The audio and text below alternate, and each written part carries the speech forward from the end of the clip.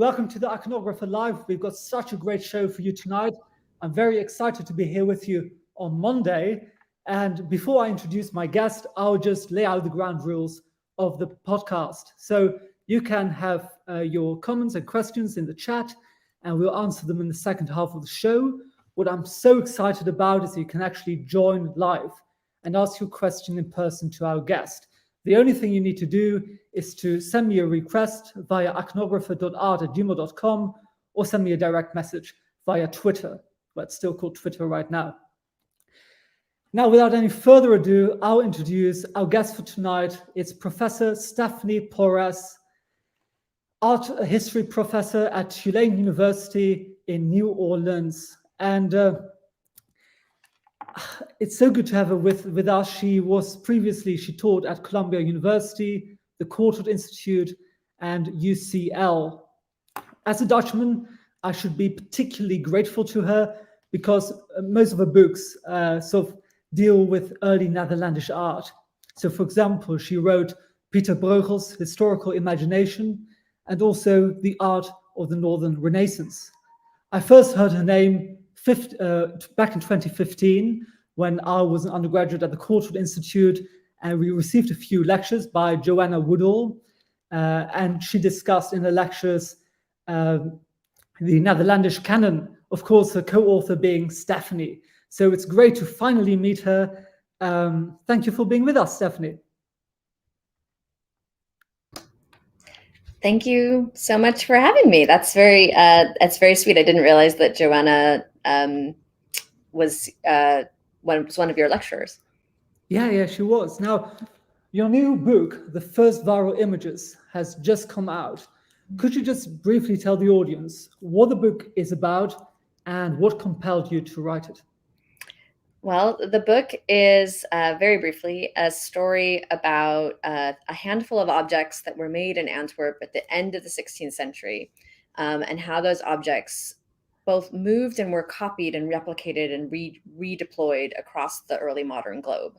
So it's really, for those of us who are, kind of terminally online, I liked the idea of this kind of prehistory of virality in the kind of contemporary sense of the word, that things are moving and being kind of reconfigured with that movement via repetition. So that's what the book is about. It started after I'd finished the Bruegel book. I had an interest in a contemporary of Bruegel's, Martin de Vos, who was a direct contemporary of Bruegel's. They traveled to Italy together, and he had this rather amazing, I thought, afterlife in Latin America. And I had seen a number of his works or designs inspired by his works. And that kind of led me down several years rabbit hole and lots of travel to find all these various objects that are in the book. Yeah, you state somewhere in the book that virality does not require aesthetic refinement. So I think this comparison to memes could be very apt, really. It's interesting that you mentioned Martin de Vos, because when you think of most art historians, they will want to write the sort of definitive monograph on one of those great geniuses of the 16th or 17th century, Rembrandt, Michelangelo, or indeed you could just have written a book about De Vos, Martin de Vos. But instead you chose to sort of really go to the margins of art history, study devotional prints, ivory pieces that you really had to track down. So why did you do that? Why didn't you take the easy route? And just I wouldn't say it's necessarily easier or harder. I think just a different moment. I mean, I wrote a book on a canonical figure. So working on a canonical figure is a different set of challenges than working on things where there's no literature or very little literature, or it's sort of isolated pockets of literature. So I did think I was going to write a book about de Vos, because he is, I think, this fascinating figure in between Bruegel and Rubens in this period around 1580 to 1610, right before Rubens returns from Italy, that is really understood in Netherlandish art history as a little bit of a black hole. That said, I think, like many scholars of the early modern period, I think I really also wanted to zoom outward and think about the importance of the kind of research that I do to a broader audience, and to think about, not just this very small but wonderful pocket of the world, which is Antwerp, but to zoom outwards. So, and ultimately, I think the research questions that emerged from the study of the circulation of his artworks and the copying of his artworks, to me, were just more compelling. I mean, ultimately, we all make choices every day about what we are going to spend time working on. So I think became more motivated by that. Although I do think that De Vos is a fascinating figure. Yeah, and I mean the images that he made are just so idiosyncratic and so typical of him. Yeah. Did you consider writing your book about any other viral images instead of the ones that you do discuss? I mean, if so, why did you choose them? Well, in some ways, any kind of global project can very quickly become unwieldy in terms of size. And realistically, if you're writing a monograph that's a certain length, you can't explore every possible permutation. I do think the Antwerp case, or the De Vos case, is a kind of prototypical one. So it allowed me to talk about a lot of other kinds of things, even while kind of hewing closely to this set of examples. The Evangelical Story, Imaginance, is even more widely copied work for a much longer period of time. But as I kind of say, I kind of use that as an initial case study, but it's actually just, there's too many. Like, there's 150 images that are copied hundreds and hundreds of times over 150 years. Like, it's just a lot of things to try and hold in your head and also kind of build an argument around. I do think you could make similar kinds of arguments with different types of artwork, and not just prints from Antwerp, not just prints from Paris, but you could talk about particular iconographies or particular object types, right? So we could talk about porcelain's virality in the early modern period, I think. But for me, I think it was useful to limit to these case studies, because you could, I hope that as a reader, you can follow much more clearly and cleanly, like seeing this one iconography of the Saint Michael that's on the cover, seeing that across time and space. And it's so odd that it's kind of recognizable. I think there were many other types of viral images that might be harder for us to parse out from all the images that survived from the 17th and 18th centuries. So it was both unique enough that you can spot copies and really see that they're connected, and broad enough still that allowed me to tell this bigger story about the early modern period. Yeah, and I think that's one of the great strengths of your book, is that you actually focus on these few case studies, which sort of allows people to really value. And it's not like boring, because they travel all around the world, so you see different interpretations of them. I think that's great. So I've just opened the frontispiece of that book that we're talking about, the Evangelical Story, Imaginance, which is an illustrated Jesuit book of gospel stories. It contains a stunning 153 engravings, plus an engraved frontispiece. And it was published and republished from 1593 until 1707. Now, maybe you could first tell us a little about this book, like who wrote it and who was the initial audience supposed to be?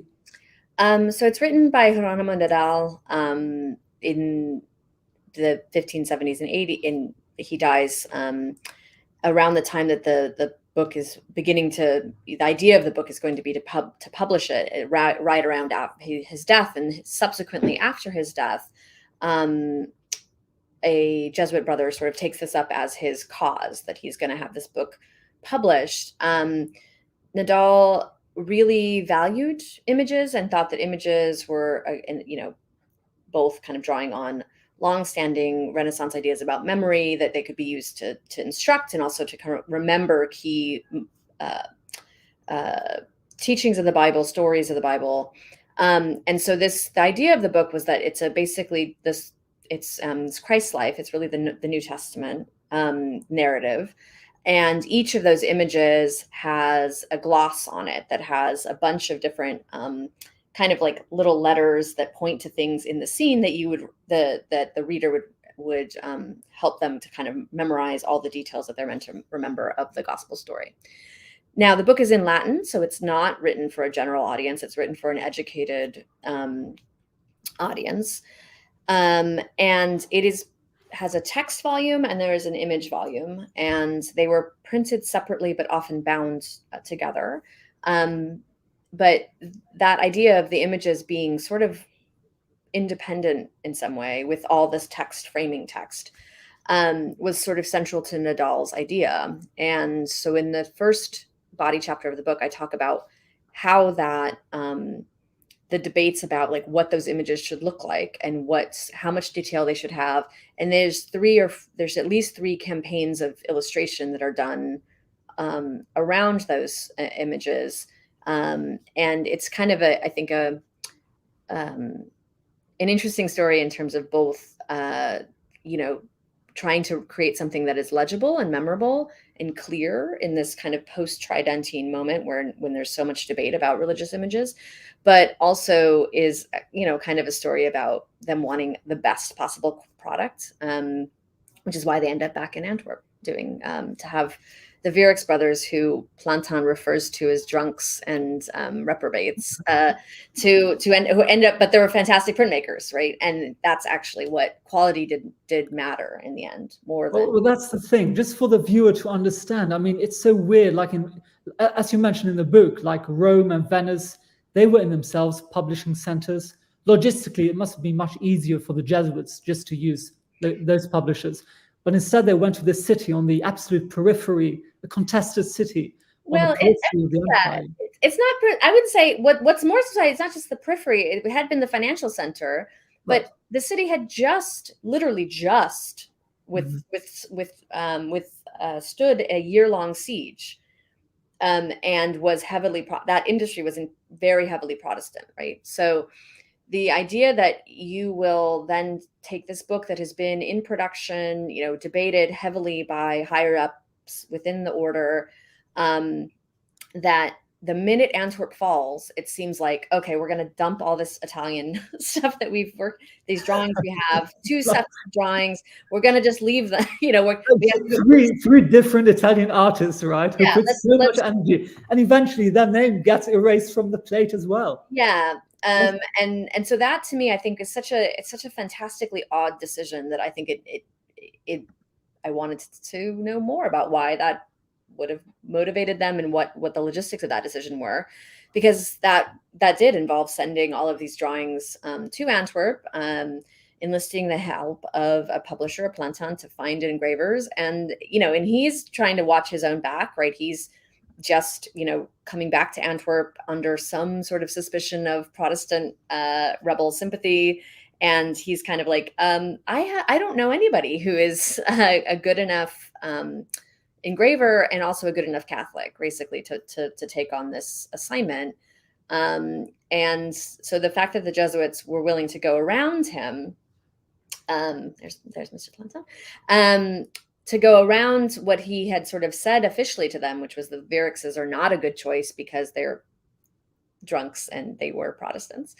The Jesuits in the end decide, they kind of directly go to the Vierixes, which pisses Plantin off a little bit because he's like, you've completely undermined my ability to negotiate with them.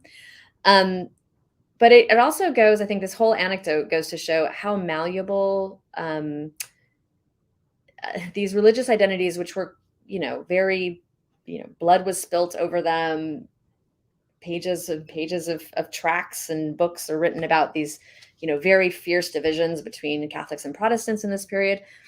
But there was also tremendous flexibility. In the end, the Jesuits were like, we're going to kind of let the Vierixes past sit to one side because they are the best available artists to work on this. And the same with De Vos, right? De Vos was also documented as a Lutheran in 1584. So that he was able to continue to work for Spanish patrons while he was a practicing Lutheran, I think is also a fascinating sort of story.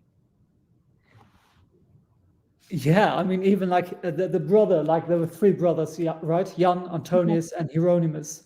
And Hieronymus actually engraved the sort of the image on the cover of your book. Yeah. And he actually spent several months in prison for a drunken assault on a female tavern keeper. So it, he must have been really good for them to still want to hire Yeah, him. I mean, he is, I think, one of the most talented engravers of the 16th century. I mean, he and was a child prodigy, right? Wow.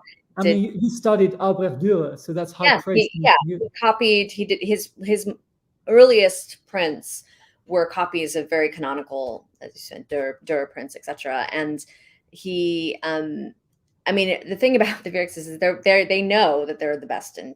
I mean, that's also, I think, part of the appeal. But really, the Vierks print production. I always tell, when you're looking for possible printed models for things, I always tell people to go to the Holstein Vierix volumes first, because those are they were prized, emulated, circulated, and so those designs, I think, just have tremendous staying power in the Catholic world in the 17th century. Sure, sure. So just to close this off with the Wierix brothers, I mean, both the Jesuits and these Protestant engravers, who then claimed to be Catholic again, they both stood to gain financially from their mutual cooperation. What kind of judgment do we pass on them? Is it more like tolerance or hypocrisy?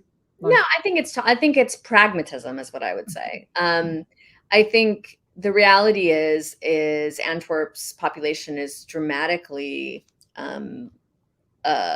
affected by the war, by the siege, by the silting of the Schelde, and so artists who are in Antwerp, like De Vos, like Vierix, have to find a way to survive, and they, I think, take what jobs are available to them, or want to get, and kind of recover their international sort of renown, and that means commissions on a large international stage, commissions, like the Evangelical, but De Vos's commissions for other kind of powerful Spanish churches and noblemen.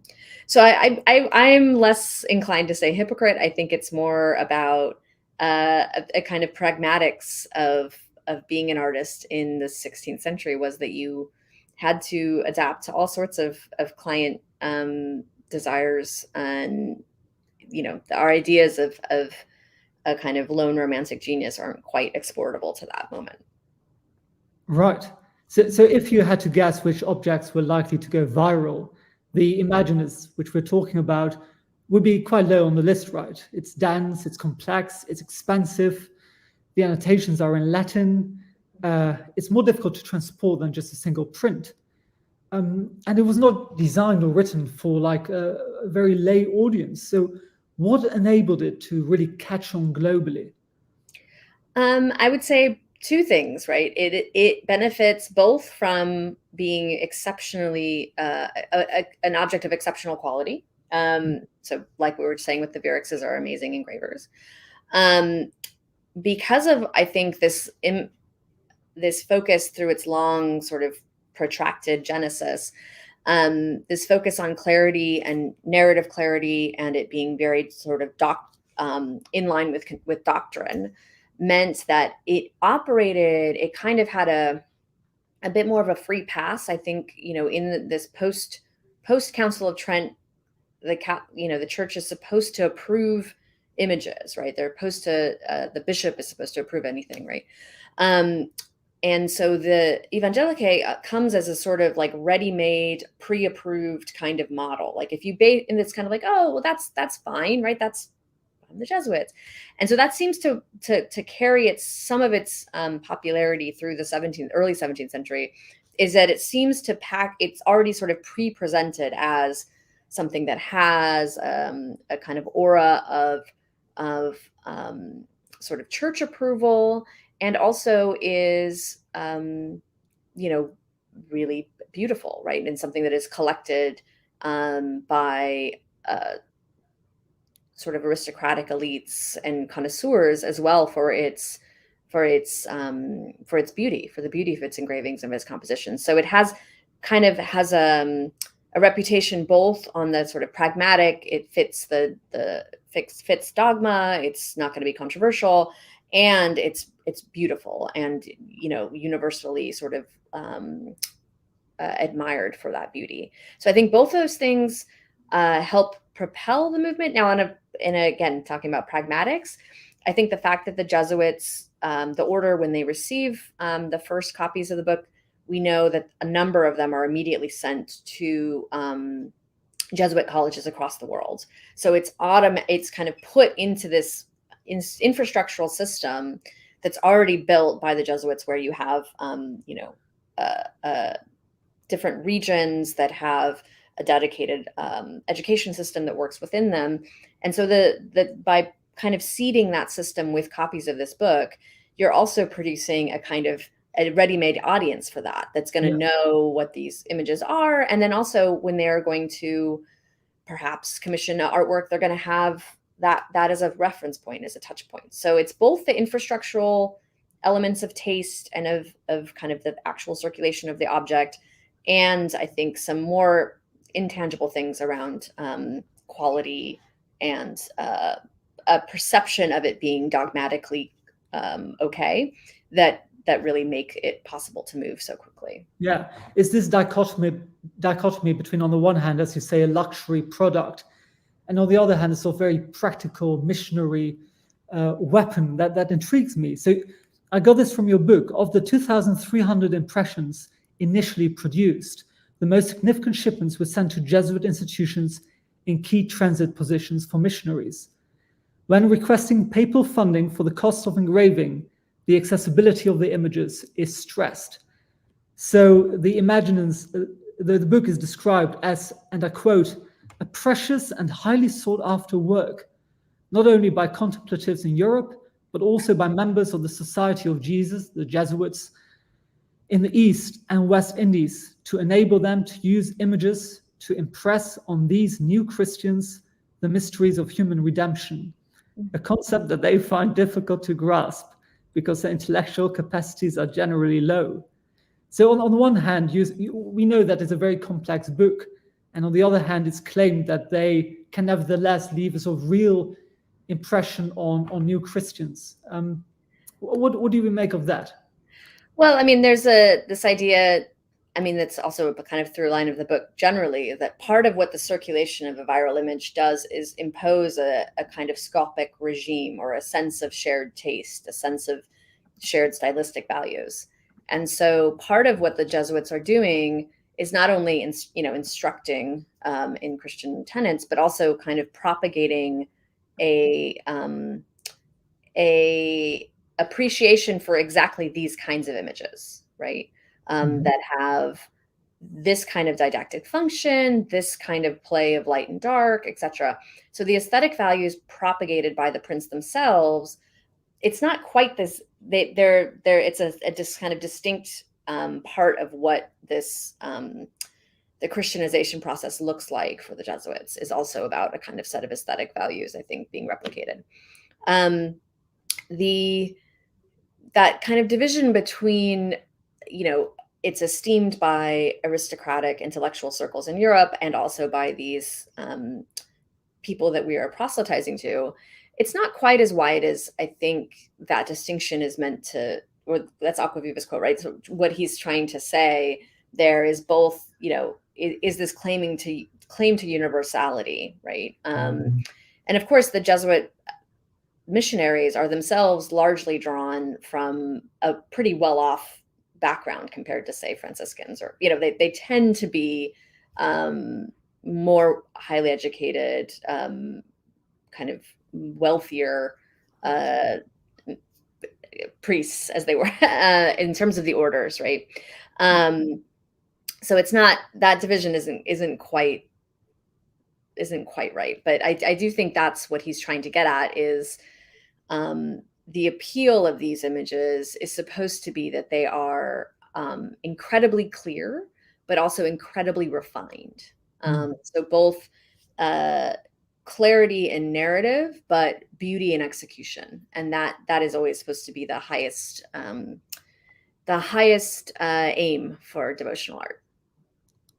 Yeah, just about what you just said. I mean, Loyola, the founder of the Jesuits, he came from a knighted, sort of quite wealthy Spanish family himself, which allowed him to travel around. I mean, he went to the Middle East, spent time in Paris, a very interesting figure.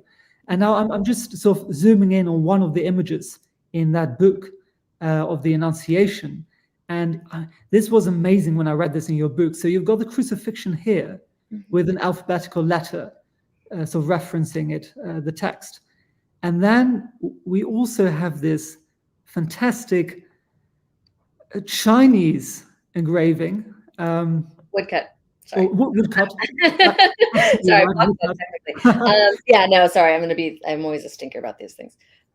Yes, that where it's not included in that version. There's actually at least two woodcut edition or copies of the Imaginance that are produced in China. But these are, I mean, it's quite interesting to kind of also not flatten it and say, oh, the Chinese don't like crucifixions. The version that's produced in Fujian, sort of along the south coast, right, has a crucifixion in it, but this version does not, which is probably produced elsewhere in mainland China. So that even the Chinese response to this is diverse depending on the local context. Okay, but I liked it so much when you wrote in your book that this idea of including a crucifixion in an otherwise very nice scene was so repulsive to some people in China that they just replaced it with this wonderful mountain landscape in the back. I think that's very interesting. Yeah. I think it's a painted scroll also. I mean, I think this idea of, and you see it throughout the book, right? That these are all objects that are esteemed and wants, they want to be referenced. I think they want to be recalled as models, but also refined upon, made different, made locally, either kind of more locally more applicable or more powerful to local viewers. And so that tension between sort of, again, the universal and the local, I think is quite important. Yeah, and just to show one final example from this book is this wonderful engraving of the Adoration of the Magi, where you point out Balthasar, King Balthasar, who brings myrrh for the Christ child. He looks like this in the original engraving, and then about a century later, it is adapted. I'll just into a different form, is recut.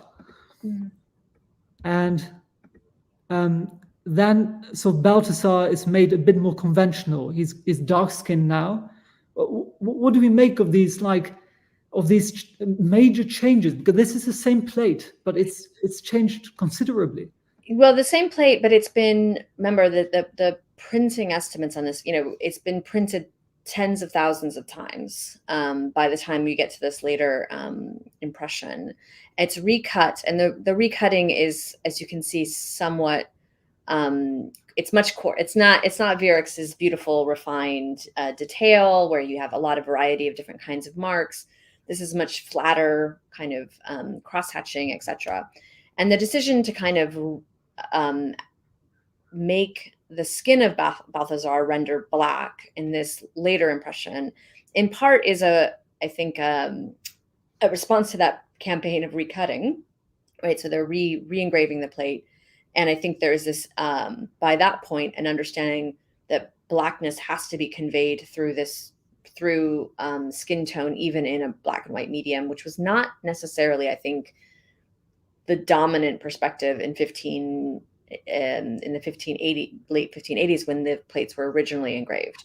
So there is a kind of, I think, you can talk about the changes in what viewers expected and what artists, I think, sort of interpreted that an earlier engraving, and the kind of change reflects that desire to mark him as African via skin tone, not just through attributes or facial features, but to actually physically mark the skin as being darker. And that's I think it's a much bigger question than just this, but I think it was a fascinating example to me of how these two objects, the prints themselves in the the way that standard art historical language talks about prints, they're pulled from the same plate. They are made from the same object, the same index, but that index in the intervening 200, almost 180 years of its use went through such dramatic changes that you can't talk about these two prints as being the same thing, even though they're part of this. If you looked at the Holstein sort of catalog of these prints entry, they're part of the same entry, right? Because one is just a later state of the other, but they're dramatically different things and have very different contextual circumstances. Yes, can I just contest the claim you just made about the convention of the dark-skinned Balthasar? Because from my limited knowledge, it sort of began in the 13th century, and then it was immensely sort of popular to depict him as dark-skinned in Northern Europe. And think of Joost van Cleve, think of those great... the Bosch's, yes. No, yeah. I don't mean that it wasn't conventional. I meant in print.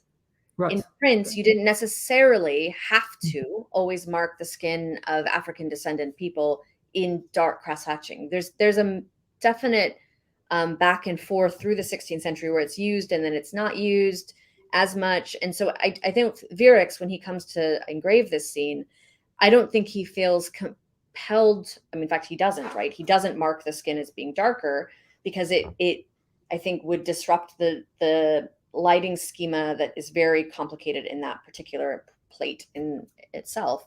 So I think he makes a decision, which is quite a conventional decision, I think, at that moment, that you don't necessarily have to mark African skin as darker if there's a sort of phenotypic caricature-like representation of Africanness in terms of the earrings on the pages and the kind of representation of the face.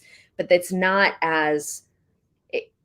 For Vierex, I don't think he was like, oh, I have to make it, have to mark the skin as dark. I don't think that was imperative at that moment.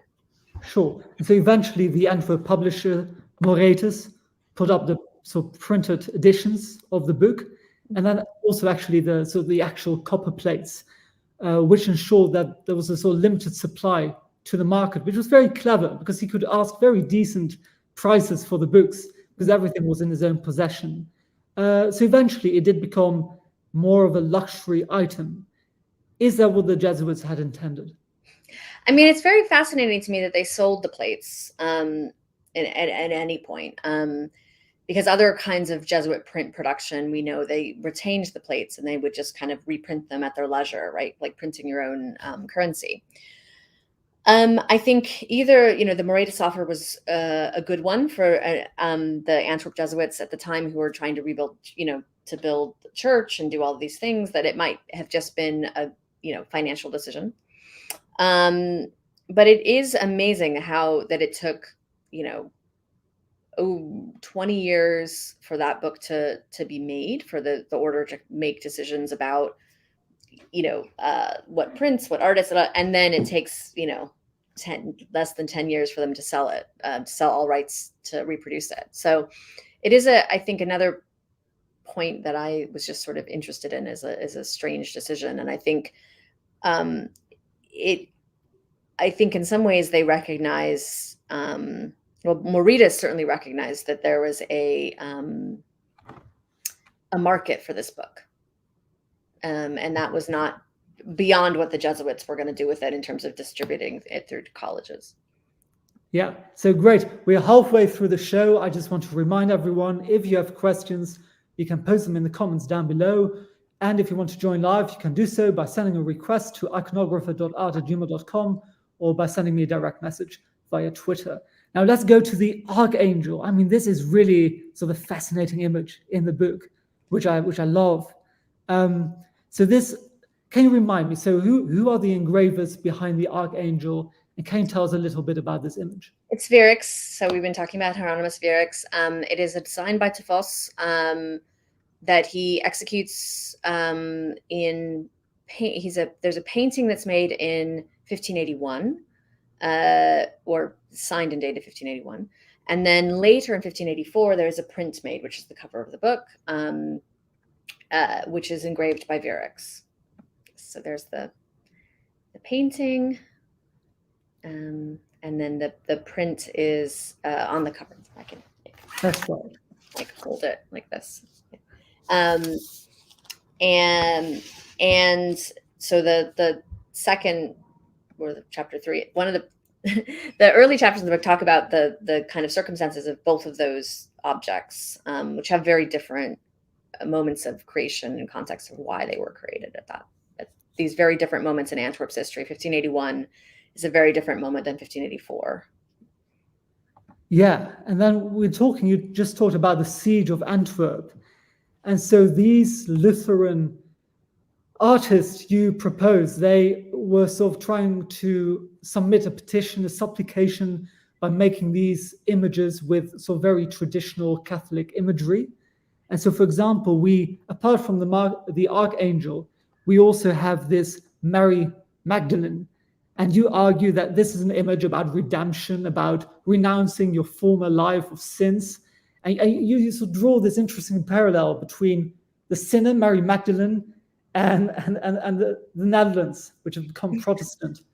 Could you maybe, this is one of the things as a Dutchman, I love this in your book. Could you tell us a bit more about this, and also about how the Archangel fits into that supplication? Well, so, all right, two things. One, so 1584, the Archangel, this print that you're showing, and another print are all of the Crucifixion with a very prominent Mary Magdalene. Are all published by Adrianus Hubertus, so his name's on the print here, and Vierix in a sort of co-publication agreement that only seems to last for this one sort of group of prints. And they are all, these 3 scenes are beautiful, really high quality engravings by Vierix, and they are all well, 2 of them are prominently dedicated to Catholic leaders. So Montanus, Benito Arias Montanus, at this moment is the expurgator of the library at the Escorial. He'd lived in Antwerp for a decade before the revolt, and maintained a lot of friendships with Antwerp publishers and artists. So in some ways, it was like the dedication is something that I think is meant to remind Montano of his good friends in the north, and also to kind of, it also asks for not just Montano, but for any international clientele who knows who Montano is. He's of course an international author, best-selling author of religious books. That it kind of also acts as like, oh, see, it's a good Catholic. These are again good Catholic objects. The DeVos image is also strange because it figures Lucifer. So the story of Michael, right, is he is the conqueror of the rebel angels, and Lucifer, the head, and the Satan, is being cast down, and it's a very weird image because Lucifer is not, protesting. He's not. He has his hands like this, which is a gesture of kind of reception that one associates with most often with the Virgin Mary when in the Annunciation is often doing this, right? So it's a very weird image where Lucifer is kind of gracefully ceding defeat, and also that Michael is not armed, I think, is what makes this a very weird, iconographically weird Saint Michael.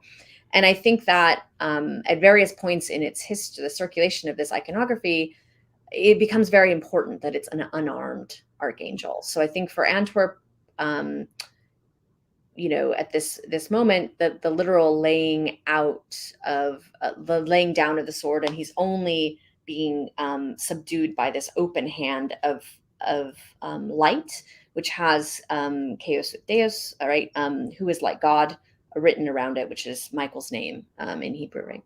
So it's that the force of the word. It's weirdly like it is a little bit Protestant.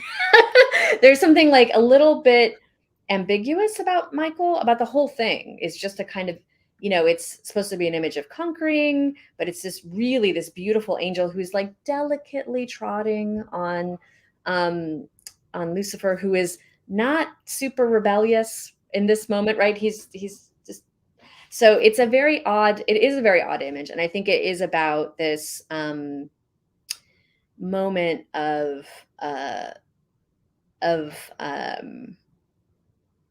sort of loss and redemption, and trying to be back into the, recognizing that Antwerp will soon be back in sort of the Spanish Catholic world.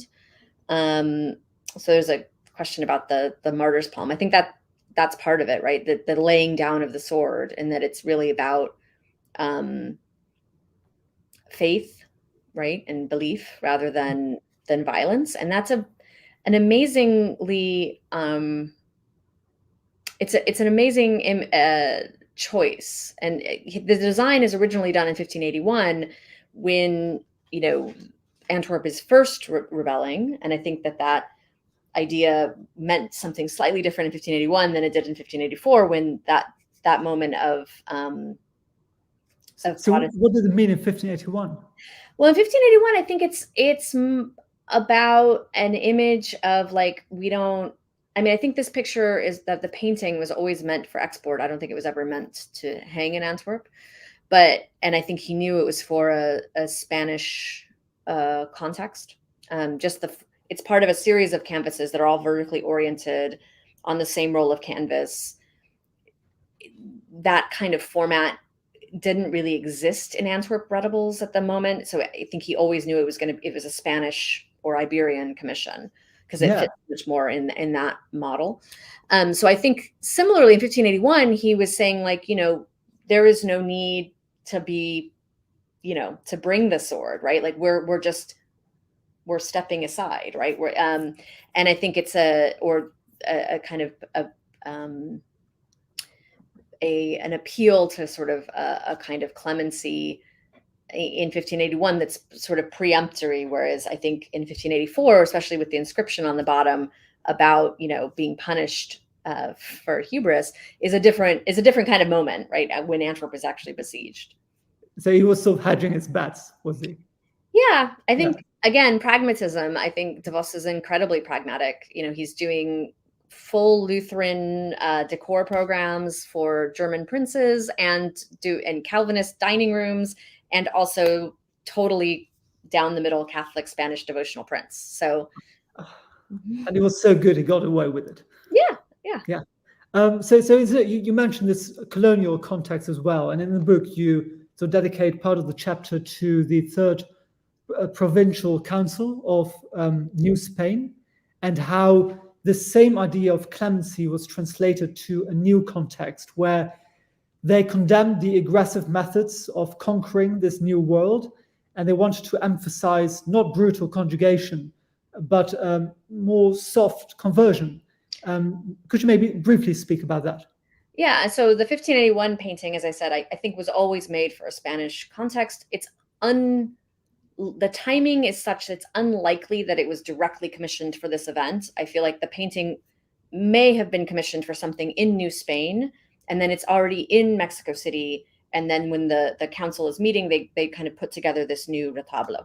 And I talk a little bit about my colleague Elsa Arroyo has done an amazing job at reconstructing how this readable what it probably looked like. So that gathering was of all the very the different missionary orders and the kind of regular clergy of the Americas to talk about the creation of a common new catechism, of disputes about who had priority with pastoral care and things like this. But what was a common thread was this desire, a kind of understanding that that the Christianization or the conversion of the indigenous population was not a cause that was being forwarded by violent campaigns of aggression. So there's a war going on in the north of New Spain against the people that are called by the Spanish Chichimecs, who are resistant to conversion, resistant to Spanish rule. And sort of some of the, Franciscans like Diego Valadez and other artists missionaries are saying, like, it's not the best, like, it's better to appeal to these, to kind of teach and to proselytize, rather than to rule by the sword alone. So there is a very subtle, qualified rebuke to Spanish colonial control in this meeting, but it's not. Again, these are all the clergy who are there by permission and by the permission of the Spanish king. So they're also like treading a very fine line. Right. And then it didn't just, catch on in North America, but also in Peru, which I love this. So this is the only iconography, you say, where a donor portrait is included in the painting. And As in this far as I case, know, yeah. right, yeah. We've got a female indigenous donor. Like you discuss it, and this is my favorite part of the book, is where you discuss these female donor portraits, because there are a few of them on different paintings. Were these more common in Peru than in Mexico? I mean, I wouldn't necessarily say they're more common. They're different, I would say. So this appears to be one of the earliest ones, I think. It's much more common as you get through the 17th century. It becomes much more common to see, particularly couples, right, pairs. But these single female figures is a really at this earlier juncture does seem to be more common in the Viceroyalty of Peru, and Maya Stanfel-Mazzi has written about this a bit. The case with this figure that I was really taken with is not only it's the sort of juxtaposition of her, who is kind of painted in a way that it feels particular. It feels like this is a portrait of an individual rather than a type. And that she is sort of dressed in indigenous garments, but they're not being worn in the way that Incan nobility wore these kind of textiles. So she's wearing it, and it's sort of this mixture of an indigenous fabric being worn in a European way, which is this like mantle, but she is has a tupu, this like very large, elaborate pin holding together her robe, which is indigenous. So it's this, even her costume is kind of really navigating. It gives you a sense of what life in Viceregal Lima was like, where you have these different kinds of dress and textiles and cultural signifiers all operating sort of at once. Yeah, and this painting, I believe, it hangs in like the Cathedral of Lima, or like no, it's what now is known as the Church of San Pedro, which was the collegiate church of the Jesuits. So it was in the 17th century. It was St. Peter and Paul, so San Pablo. It was, but it's now called San Pedro, and it's an amazing church. It's one of those. One of my favorite Baroque churches, I think, in the world. It's absolutely encrusted with this amazing gold carved ornamental frames that kind of extend and kind of take all of the paintings in the church or in this beautiful ornamental kind of web that covers every surface.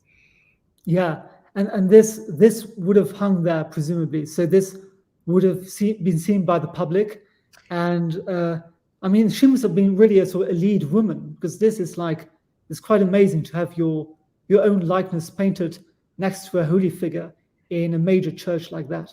Yeah, no, and it's part of in the chapel that it's in, one of the kind of side chapels of the church. There's a number of indigenous donor portrait figures in this one chapel, which seems likely that this chapel was associated with an indigenous confraternity.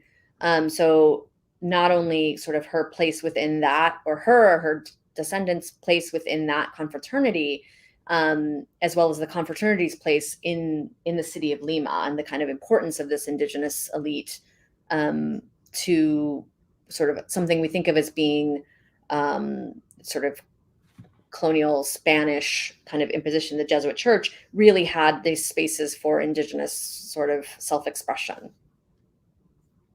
Yeah, and then in the final chapter of your book, you discuss these wonderful ivory sculptures, which were made by Chinese immigrants who lived in Manila, in the Philippines.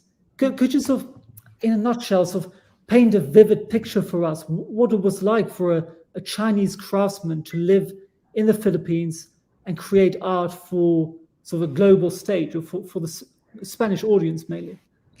Well, I think so. Manila, before the Spanish even arrive in Manila, it's already this entrepot of merchant ships coming from the south coast of China, from the Moluccas, from Macau, all these different South China Sea sort of trade. Manila was a place where all those kinds of goods were traded and exchanged. And so when the Spanish take Manila, they're entering into a market that already exists. So there's a huge populations of tens of thousands of Chinese merchants and traders that descend onto Manila every year.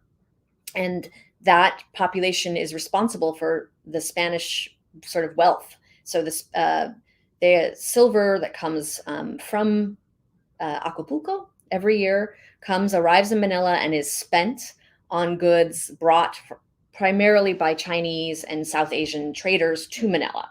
So the Spanish there's a very small Spanish population in Manila in the 16th and early 17th century. And most of the work of trade is being done by Chinese and Filipino and mixed race sort of Asian traders. And so the Spanish are just kind of, they're holding the city, right? There's a fort. I know it's a walled city, but this vast Chinese population lives outside of the city in a neighborhood called the Perian. And that neighborhood is really, that there is a number of Spanish chroniclers write versions of, there is no Manila without the Perian. There's no way for the Spanish to survive, right? They don't grow their own food. They don't make any of the goods that they're trading, right? They have to buy them from merchants. And my favorite story, which I don't think is in the book, is in this letter that the first bishop of Manila writes back to his superiors. He tells this story about a Mexican bookbinder. And this bookbinder comes on the galleon from Acapulco and arrives in Manila. And he's like, there's no bookbinders in Manila. I'm going to set up a bookbinding business. And he has one Chinese apprentice. And at the end of he says a few months pass. And basically he finds out that the Chinese apprentice has learned how to bind books. And then the apprentice sets up his own shop, undercuts the bookbinder from New Spain. And basically the bookbinder from New Spain has to go back to New Spain on the next galleon because he's been outsmarted. Basically that the market, the craftsmen in Manila are able to do the work better and cheaper and he's sent back to Mexico. And so it's a great story about globalization and that, this displacement of labor and capital, which we associate with contemporary politics and globalization, is already present in the 17th century or 16th century. That's 1590. But Manila is this place where it's like incredible innovation, responsiveness to markets, to this trans-Pacific trade. So for these ivory sculptures, they're taking ivory tusks from Africa. Some of them are enormous, and they're creating an entirely new kind of sculpture that had never been made in Asia at that scale. There had been ivory carving, but nothing these large complicated figure sculptures, in response to printed models and wooden sculptures and other kinds of models that are brought to Manila. But by this point, it's really, you can talk very much about local artists experimenting and kind of anticipating demands that for consumers that they're never going to meet. And so that's, I think, what was so fascinating to me, and also an awareness of the interconnectedness of the globe, right? So there is an awareness by those Chinese carvers that, maybe working from prints or from some sculpted models that are in Manila, that I'm going to make this object and I'm going to send it back on the same routes that these other objects came here on. And so that awareness of market and of connection, I think, is really fascinating. Yeah, and it's interesting what you said. The anecdote, I love the anecdote.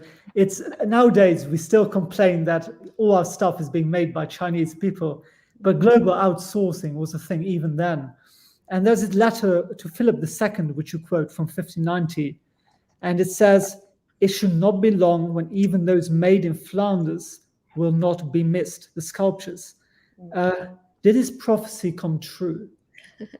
Well, I mean, I think they are part of that letter. It's the same letter from the bishop back to Philip, and part of it is this. They want to prove that the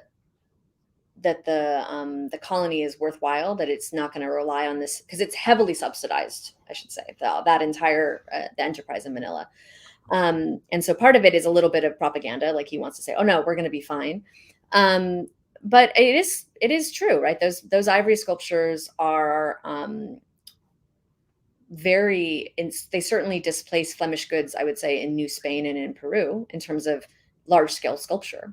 But that's so yeah, in some ways he's a little bit prophetic, but he, I think, does oversell the independence of Manila's from sort of Spanish the gold, silver, really, because they do require a lot of subsidies still.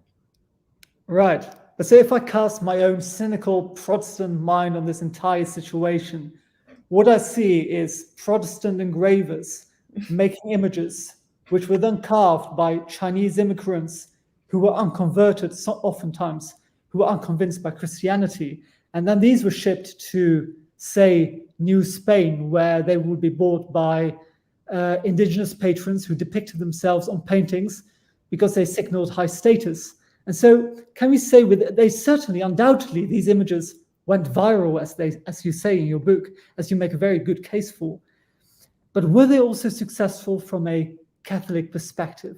Did these images really take root at the heart and the souls of the people that they reached?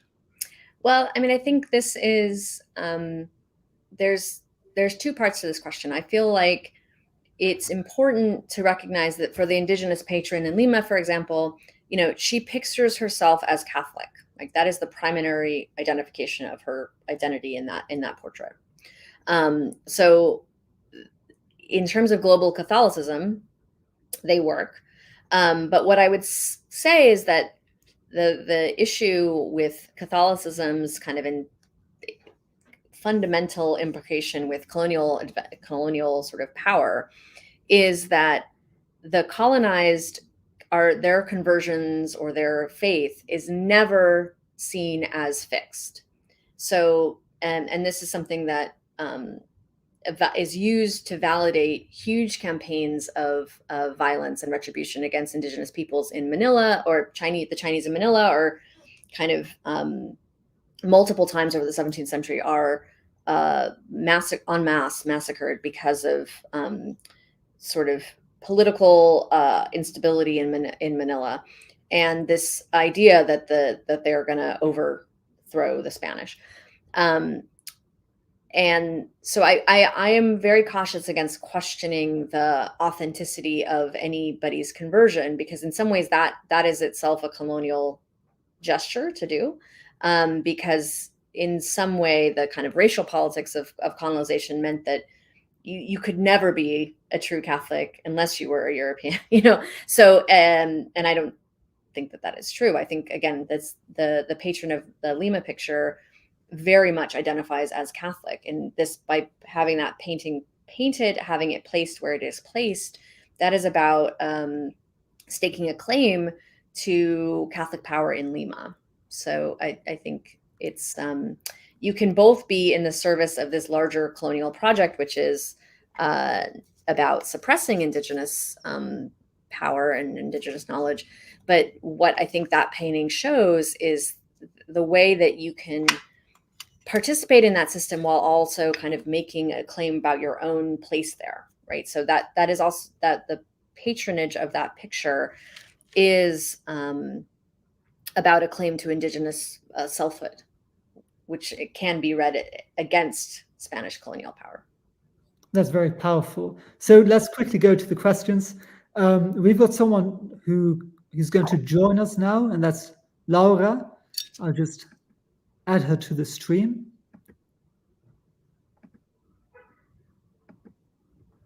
Hi, Laura. How are you? Good to see you. I think you've got to unmute yourself. Great. So I wanted to ask about the sort of religious agency of those images themselves, because I know that in Spanish Baroque, for sure, and late Renaissance, you do have images like Santo Domingo and Soriano, for instance, that are reproduced even in prints, and they are believed to have powers by themselves. It doesn't matter. And there's even an element that somehow seems to be positive about the fact that they are reproduced rather than made by hand, because then you can push the Deus Pictor motive somehow. So there's very interesting things happening. I wonder if you have encountered anything of the sort when you've looked at this catalog of images from the Jesuits and their circulation. I don't, for these particular examples of the DeVos images, I don't have any documented examples of prints being used in that way. But as you say, there are plenty of other examples of prints being used as kind of apotropaic images, right? Being used, either pressing images to wounds, to, a sort of sick, an ill body to heal, used as, defense against the plague, right? There's all sorts of uses for early modern printed images. What I think is interesting is that even outside of Europe, this becomes particularly freighted with, the question similar to what Shayan just asked, right? Whether indigenous people or local people are using prints appropriately. And so you have hechiceros being prosecuted in Peru for using prints inappropriately, because they're collecting estampas and they're saying that they can do things, and the priests are like, no, that's not, you're not using it correctly, right? So even though these practices are very similar between Spain and New Spain, really, in terms of the way that prints are being used as agents for divine intervention, there is a much tighter control and concern around idolatry, particularly in Peru, I would say, right, related to the use of prints. So I hope that answers your. Okay. Very interesting. Thank you. Great talk, by the way. I just went into the question, but yeah, thanks. Thank you. I agree, Stephanie. You've been great. There are a few extra comments. So Cecilia, she asks, regarding the Archangel image, what do you think is the deeper meaning of the usual sword being replaced by a martyr's palm? You've kind of answered that, but she goes on to ask, I've read somewhere that his other arm is positioned in a rather strange way. Is there also a deeper meaning to this? So the open hand, I think, is quite interesting, because it not only marks the lack of sword, right? That there isn't, there's nothing in this hand, right? That it's flaming sword, right? It's open hand. So there is nothing there. And it's also, I think, about light. So it's in the painting and in the print, the hand is emitting light and the name, right? So there is something about that switch from physical violence, armament, to a sort of spiritual, or as I said, it's vaguely Protestant, the power of the word, or the power of sort of divine power, not through the sword. So that's what I interpreted. I think the Lucifer's gesture or Satan's gesture is also weird, as I said, right? This kind of like you're receiving a benediction is a strange. So the whole thing it's odd. It's a very odd iconography, which is why it's easy to spot copies of it, because it is so unusual iconographically. Yeah, there's no light in the sculpture, though. I couldn't help but notice. Now, yeah, and that's it's so interesting is that shift from two-dimensional to three-dimensional is usually marked by a reassertion of the sword. Because I think you can't, how does one depict light? The iconography doesn't work as well. So it becomes, even though they retain that the raised hand, they keep the palm, they close the palm, and then it becomes a place to insert a sword. I suppose now you could just put a light bulb in it. Yeah. Okay, Emily, she asks, What do you think the role of area-specific cultural references in such works has on their use in terms of their effectiveness? I think that's the central question that I ask myself in each chapter of the book, right? So I think you can't understand. You've got to buy the book. You've got to buy the book and read it. No, I mean, I think it's about, thank you. I do think each time an image is copied, and in particular in these cases, because I've selected examples where it becomes, it's particularly fascinating what choices were made right around there not being a sword or not, and inserting a portrait or whatever. But when you're replicating an image, and particularly with an image like this one that is being reproduced so often, you're consciously putting your, whatever the local circumstances of that commission, into dialogue with everything that's come before. So you're consciously, there's a decision by patron, by artist, to recall that earlier model. And that can do a number of different things. And that's not just something, I tried to illustrate this in the book. It's not something that's just that you only see outside of Europe. You see this in there's a huge number of copies of this iconography in Spain. And those local contexts, you could probably unpack each one from Valencia to Granada, are very different places. So I think that is the key work, I think, of talking about images that have been reproduced or copied in the early modern period, is to figure out what resonated with local viewers, and different communities of local viewers, I think, too, is important. Yeah, and then Emily also asks, are there any non-Christian references in these Chinese-made goods? Yes, there are, aren't there? For example, they changed the living space of the Virgin Mary into this wonderful sort of upper-class elite space. That's one of the things I remember. But maybe you can touch upon this. Yeah, I mean, I think some of the scholarship on the existing scholarship on those ivory sculptures has really stressed how much those figures look like Guanyin, like female Buddha figures. And I sort of agree, but I do think that comes out of, I have a more materialist reading of that. I don't think that they're intended to be bearers of Buddhist meaning. I think they are produced by carvers who perhaps learned to carve by carving Buddhist figures. And so those figures they come out of a carving tradition that is responsive to Buddhism, but is not, the objects themselves are not necessarily crypto-Buddhist objects. Or so I'm a little resistant there to say that there's a non-Christian message being put secretly into these objects. I think, again, I'm very pragmatic. I think that these are sculptors that are trying to make artworks for export, to maximize their profit, right? So they are not necessarily interested in sort of sneaking in other non-Christian references, but they certainly are part of the visual language of those sculptures. Yeah, there are a lot of visual cues, like, of course, the prominence of drooping eyelids and other elements of the elegant draperies. They're very typical of Chinese ivory carving, right?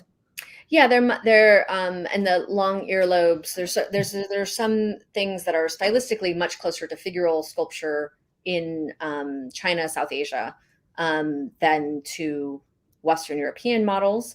But I think the key thing is, for me, I would stress again, is that those stylistic features are not necessarily bearers of religious meaning.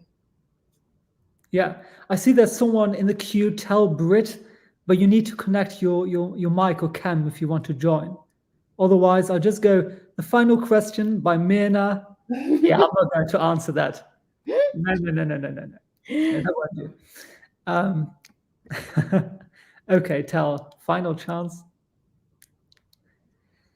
Well, Stephanie, it's been so good having you. It's been such an interesting discussion. Is there anything you're working on at the moment? And if people want to follow you, where can they find you? Oh, okay. I am working on 2 books right now. One is a very, very large book called The Routledge Companion to the Global Renaissance, which hopefully will be out next spring. Then there is Can people submit essays for that? no, that's already done. That's already baked. I am on the editorial board for the Netherlandish Yearbook for the History of Art, and that we always have yearly calls for papers, usually in the spring. So I will be editing 2 forthcoming volumes of the NKYA.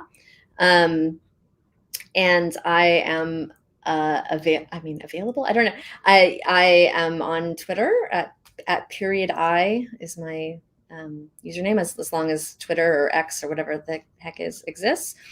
And my email address is at tulane.edu, my first initial and last name. So that is if you have questions, or I am happy to talk to students about any of the topics in the book or my other interests. I'm vaguely working on a project on the Dutch Americas now, on the Dutch in Brazil and in the Caribbean and North America. So that's my new work, but that's early days there. Very interesting. Well, I encourage people to go seek out your book. It was really one of the highly anticipated art history books for 2023, as far as I'm concerned. And we should definitely follow you on Twitter, because I've seen the kind of viral memes you're posting there. They're amazing. And so on Thursday, 8:30 p.m. Central European Time, I'll be talking to a new guest. That's Dr. Carl Kinsella of the University of Aberdeen, previously of Cambridge University. He's published a new book called God's Own Language. It's about the earliest known architectural drawings dating all the way back to the 12th century. So that's promising. That's in 3 days' time, on Thursday. Put it in your diaries. Now, Stephanie, thank you again, and I'll see you on Thursday. Goodbye now. Bye.